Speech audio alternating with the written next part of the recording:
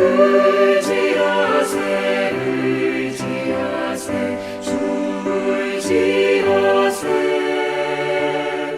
구하시네 구하시네 꼭 구하시네.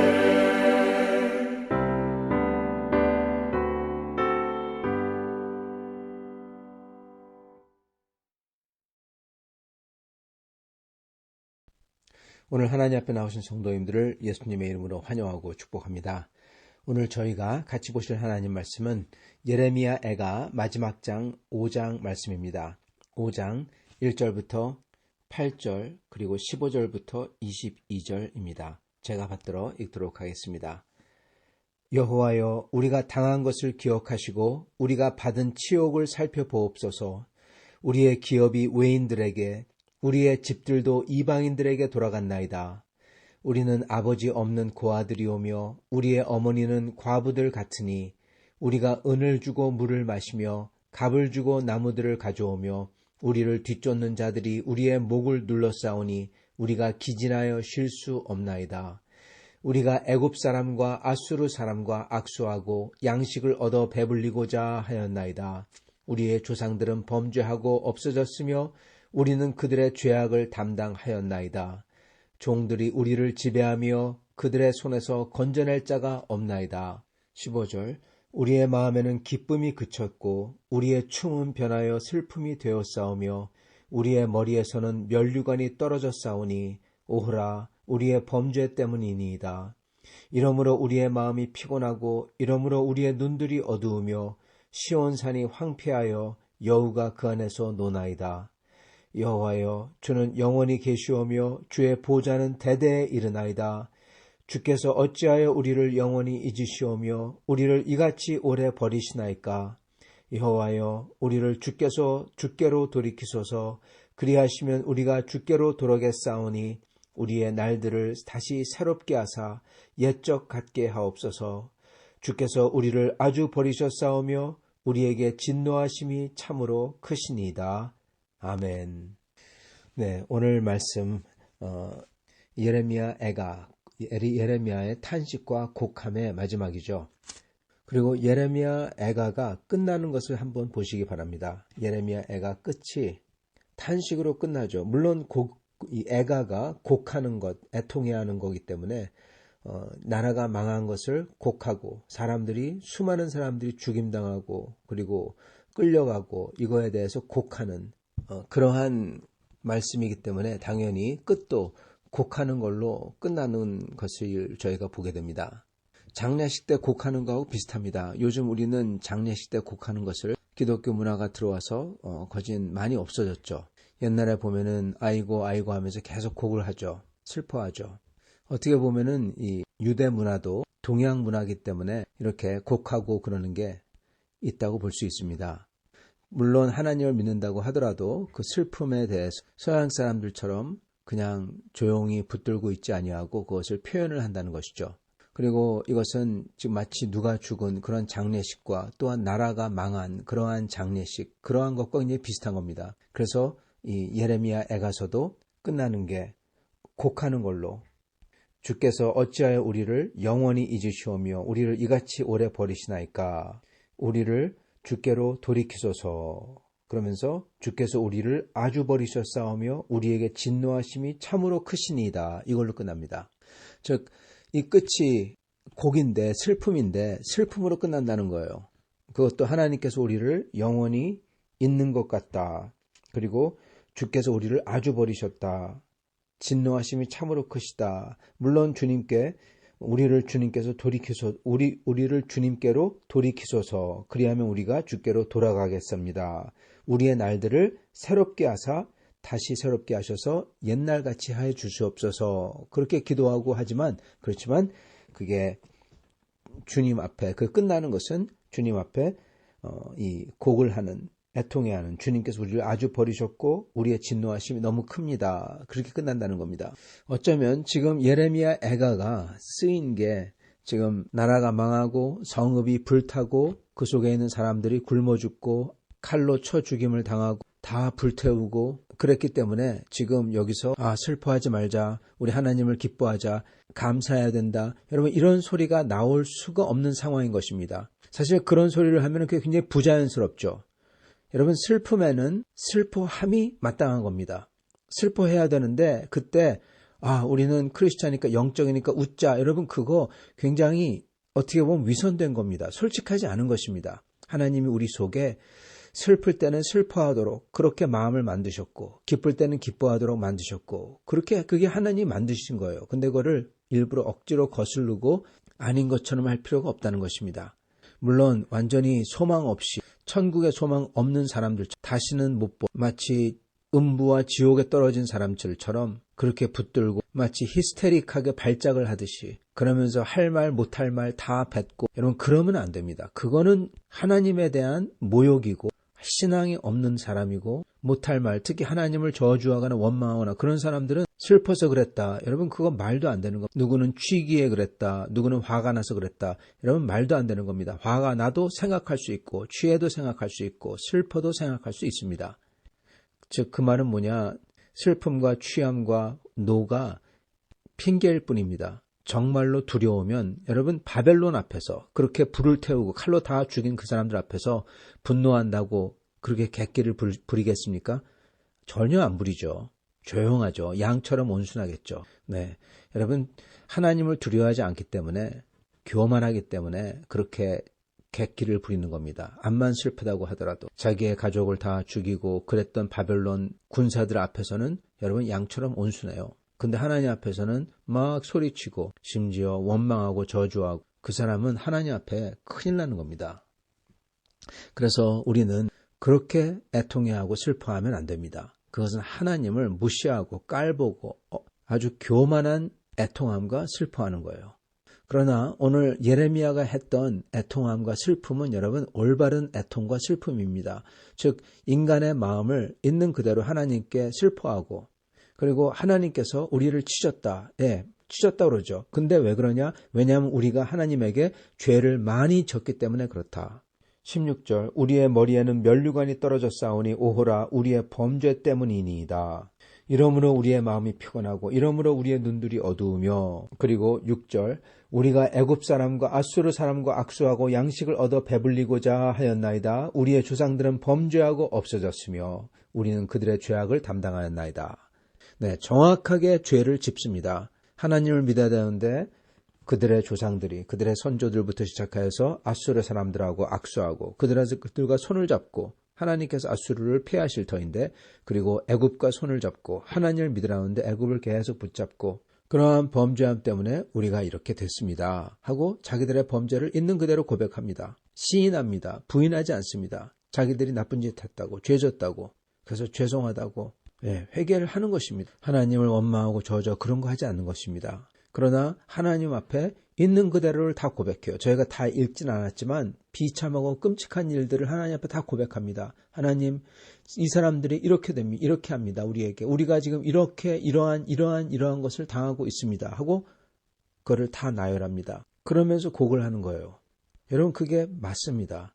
하나님 앞에 숨기지 아니하고 있는 슬픔 그대로, 그리고 일어난 일 그대로, 그리고 자기의 죄를 있는 그대로 고백하면서 하나님에게 도와달라고 하면서, 또한 동시에 예레미야가 했던 것처럼 주께서 어찌하여 우리를 영원히 잊으시오며 우리를 이같이 오래 버리시나이까. 20절, 여호와여 우리를 주께로 돌이키소서. 그리하시면 우리가 주께로 돌아가겠사오니 우리의 날들을 다시 새롭게 하사 옛적 같게 하옵소서. 주께서 우리를 아주 버리셨사오며 우리에게 진노하심이 참으로 크시니이다. 하나님이 우리를 버리셨고 우리에게 진노하심이 크다. 그거 있는 그대로 얘기해요. 진짜 그렇잖아요. 하나님이 버리셨어요. 적어도 그 당시에는 그렇게 죄를 졌기 때문에 하나님이 그냥 놔둘 수가 없습니다. 예루살렘을 버리셨습니다. 성전을 버리셨습니다. 다 불타게 하셨습니다. 허물어지게 하셨습니다. 그들의 백성도 버리셨습니다. 잡혀가게 하셨습니다. 그러나 진짜 성전 자체는 버리지 아니하셨고 하나님께서 언약을 주신 그 백성들 중에서 택한 자들은 버리지 아니하셨다는 겁니다. 그러나 적어도 그 진노하심이 크신 건 맞아요. 근데 그 중에서 예레미야는 하나님에게 간구를 하죠. 우리를 새롭게 해달라고, 우리를 주님께 돌이켜달라고. 여러분, 이게 맞게 애곡하는 것입니다. 슬픔 가운데에서 슬픔 다 토로하고 일어난 일 다 토로하고 하나님이 우리에게 이걸 허락하셨다고 그것마저도 토로하면서 그렇지만 그 하나님에게 소망을 거는 겁니다. 여러분, 왜냐하면 하나님만이 소망을 줄 수가 있거든요. 하나님만이 선한 것을 가져오실 수 있거든요. 그러한 상황에서 누가 선한 것을 가져다 주겠습니까? 그 어느 인간도 이러한 무참한 죽음과 파괴와 끔찍함 가운데에서 뭘 해줄 수가 없는 겁니다. 그리고 그렇게 하나님에게 반역하고 까불고 교만하고 그랬던 사람들은 벌을 반드시 받아야 했었고, 그리고 그런 사람들이 만약에 있다면 그들의 마음을 온전하게 하는 것은 어떤 인간이 할 수 있는 게 아닙니다. 계속 벌을 받아서 완전히 처참하게 무너져야 하나님 앞에 엎드려야 되는 거고, 그렇지 않은 사람들은 죽임을 당해야 되는 거고, 그리고 정말 회개하는 사람들은 주님 앞에 도움과 은혜와 생명과 소망을 보여줘야 되는데 그걸 무슨 인간이 할 수 있겠냐는 겁니다. 할 수 없습니다. 그래서 하나님에게 간구할 수밖에 없는 겁니다. 생각해 보세요. 이 모든 끔찍한 일들이 우리의 죄 때문에 일어났어요. 그렇지만 그거의 결과를 가져오신 분이 하나님이에요. 하나님이 치신 겁니다. 그래서 끔찍한 결과를 당했어요. 그리고 완전히 하나님의 심지어 성전마저도 하나님께서 버리셨고, 그리고 이게 너무나 큰 스케일로, 그리고 너무나 오랫동안, 여러분 포로로 잡혀갔잖아요. 오랫동안 포로로 있습니다. 나라가 만국의 나라를 다시 세우는데 얼마나 많이 걸리겠습니까? 그렇게 오랫동안 잡혀갔어요. 그래서 그거를 회복시켜 주실 분이 하나님밖에 없다는 겁니다. 하나님이 치셨는데 회복시켜 주실 분은 하나님밖에 없어요. 그래서 하나님께 나아가 하나님께 부르짖고, 심지어 원망은 아니지만 하나님에게 스트레이트하게 곡을 하는 거죠. 애통해하는 겁니다. 마음의 슬픔을 표현하는 겁니다. 주께서 어찌하여 우리를 영원히 잊으시오며 이같이 오래 버리시나입니까? 주의 진노하심이 참으로 크시나이다. 주님의 진노가 너무나 커서 우리 감당하기 힘듭니다. 그거 얘기하는 겁니다. 그렇지만 하나님에게 여쭙죠. 여호와여, 우리를 주께로 돌이키소서. 그리하시면 우리가 주께로 돌아가겠나이다. 하나님에게 돌이켜달라, 도와달라, 우리를 옛적까지 회복해달라 기도하는 겁니다. 이게 곡하는 사람의 올바른 정석입니다. 우리의 삶 속에 이런 일들이 일어나지 않아야 되겠고, 그리고 이러한 일들이 정말 없기를 기도해야 되지만, 만에 하나 만약 이러한 일들과 이러한 슬픔들과 그리고 정말 하나님께서 우리를 치시는 일이 일어났을 경우에 저희가 해야 되는 것은 바로 이러한 애통함과 곡함인 것입니다. 저의 사랑하는 사람들이 불상사를 당했을 때 솔직하게 진실되게 마음을 다 쏟아놓고 아픔의 그 강도도 다 쏟아놓고 하나님이 어찌하여 이를 허락하셨습니까? 하고 심지어 그것마저 쏟아놓지만 그러면서 하나님에게 우리에게 회복과 위로를 주실 분은 오직 하나님이기에, 그리고 어떻게 보면 그 죽은 사람을 다시 살려낼 수 있는 분은 마지막 때 다시 살려내시고 그럴 수 있는 하나님이기에 그 하나님께 나아가 하나님에게 간구를 하는 겁니다. 여호와여, 다시 돌려주소서, 다시 일으키소서. 마지막 날에 일으키시겠죠. 그러면서 우리의 아픔도 다 말씀을 드리는 거예요. 그때 하나님이 이를 통해서 하나님의 선하신 뜻을 실천하시는 것입니다. 어떻게 실천하냐고요? 모든 게 다 무너지는 것 같은데 어떻게 하나님의 선하신 뜻을 실천할까요? 예를 들어서 만약에 캐나다나 또는 대한민국 내부로부터 법, 규율이 다 무너지고 하나님을 대적하는 사람들이 그들의 법을 세우고 그래서 가정을 파괴하고 교회를 파괴하고 신앙을 파괴하고 그리고 생각을 파괴하려고 하고 사회와 나라를 파괴할 때 내부에서 그렇게 썩어서 무너지고 그리고 심지어 외부에서 들어와서 무너뜨릴 때, 그래서 완전히 무너진다고 칩시다. 그랬을 때 우리는 어떻게 해야 될까요? 거기에 무슨 선한 게 있냐는 것입니다. 여러분, 여기에 두 가지 예를 드리겠습니다. 물론 똑같은 것은 아닙니다. 세상에 똑같은 역사는 반복되는 게 없죠. 그러나 두 가지 예를 드리겠습니다. 첫 번째는 바로 이 이스라엘과 유다의 멸망입니다. 지금 예레미야가 하나님에게 어찌하여 하나님께서 우리를 영원히 잊으시고 버리셨나이까? 그러면서 우리에게 진노하심이 참으로 크시니이다. 그렇게 애통해하면서 하나님에게 우리를 주께로 돌이키소서 그렇게 기도를 하죠. 여러분 이렇게 망하고 사람들이 많이 죽고 여기에 대체 무슨 선한 게 있나 하고 도무지 이해가 안 될 때 그 이해를 시켜주는 게 뭐냐? 바로 다니엘서 같은 책입니다. 다니엘서는 바로 그렇게 해서 잡혀간 사람들이 하나님 앞에서 어떻게 살았고 그리고 느헤미야나 학개서 같은 경우는 그러한 사람들이 어떻게 하나님 앞에 믿음으로 다시 돌아왔고 그거를 그리고 있습니다.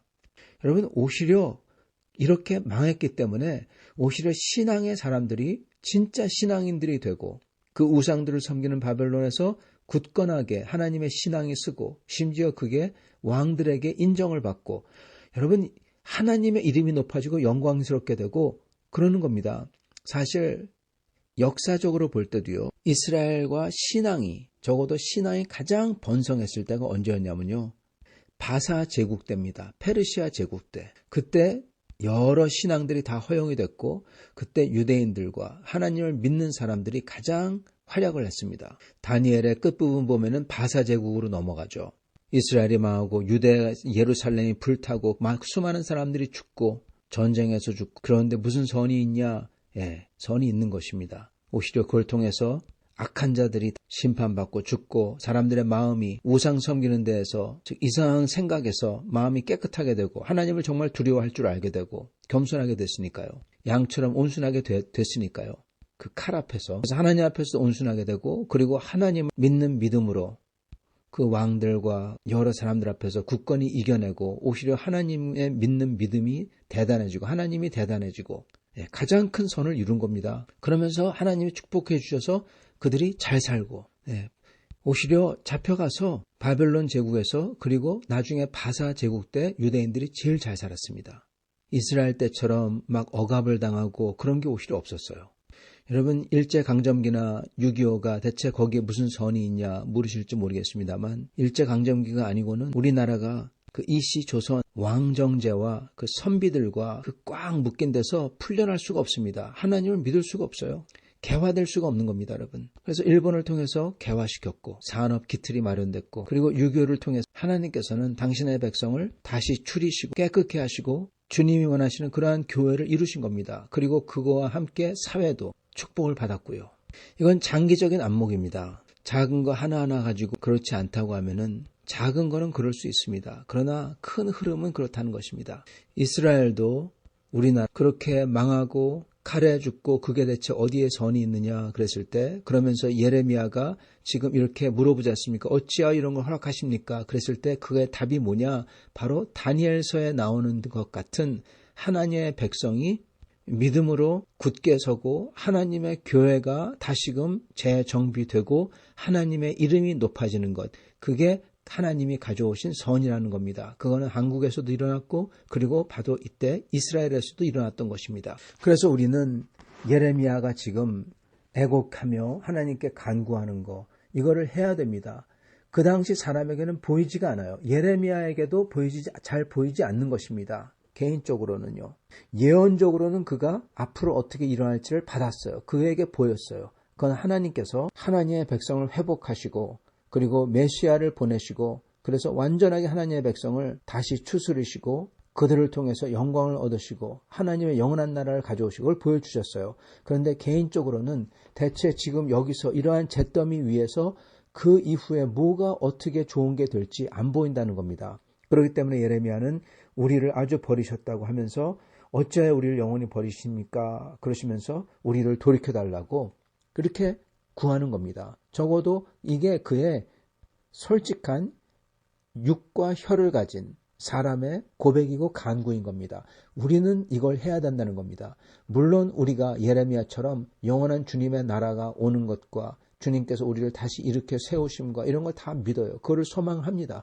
근데 당장 이러한 미로 속에서 이렇게 허물어가는 것 같은 일들과 사회 속에서 앞이 안 보인다면 이렇게 하나님에게 기도를 해야 된다는 것입니다.